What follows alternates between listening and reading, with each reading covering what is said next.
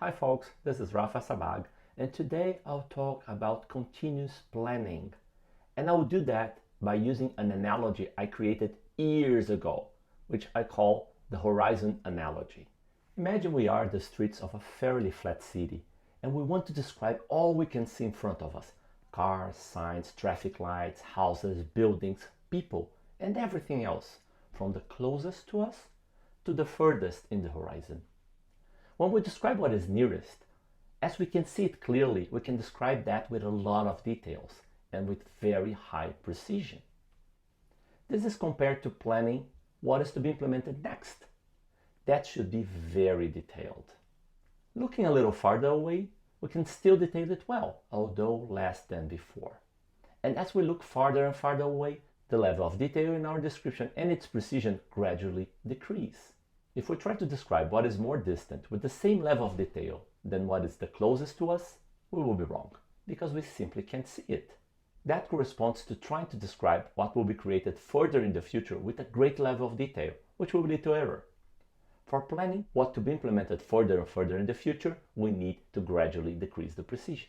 The more distant something is in the future, more time will pass until we reach it, and more uncertainty there will be around it. Traditional planning with this analogy would correspond to describing everything at the beginning, from the closest to the furthest, with very high precision and an excellent level of detail, which certainly does not correspond to reality.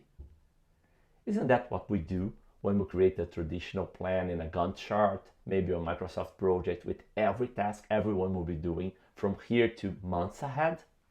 But now, as we walk towards the horizon, we get closer to what before was far. We will then refine what we're describing, adding more details as we can see them more clearly.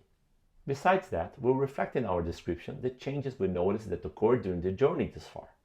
In every step, we're describing what we can actually see, no more, no less. And we keep walking. Now, if we use a work item list, like a product backlog, this list will reflect the horizon analogy. See, the items on the top will be the closest to us.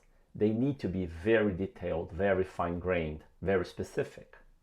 But as we look down on that list, the items become, well, less and less specific, more vague.